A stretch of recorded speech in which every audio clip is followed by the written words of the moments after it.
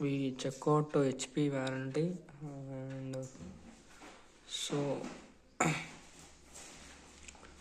the HP warranty.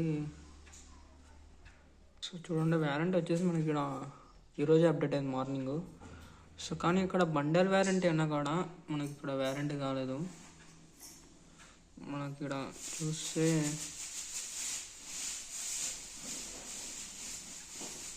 Warranty check, ఇక్కడ మనకు bundle warranty కూడా యాక్చువల్ పర్చేజ్ చేసింది 22 ఈ మంత్ జనవరి 2026. సో ఇక్కడైతే మనకి మిస్ మ్యాచ్ అని చూపిస్తుంది. ఈ ఇయర్ అండ్ ఇక్కడ అప్డేట్ కావాలి actually.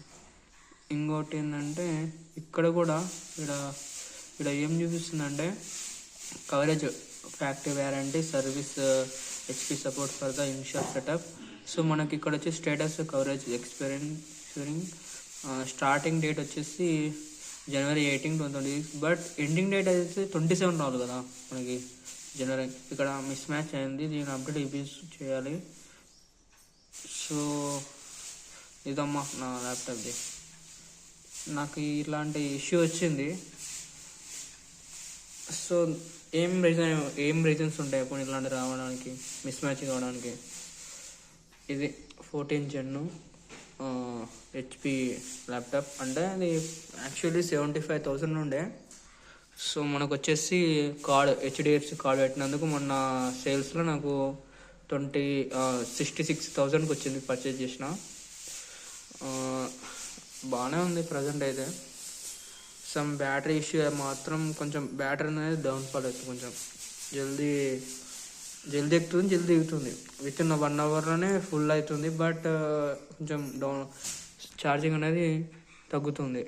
So present my laptop charging is 75%.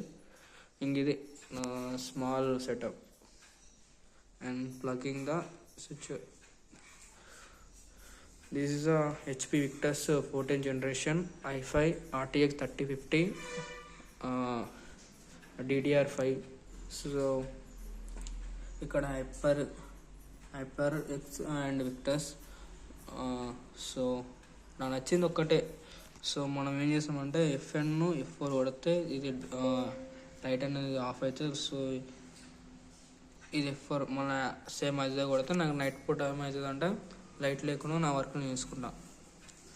So this is my laptop and thank you for watching.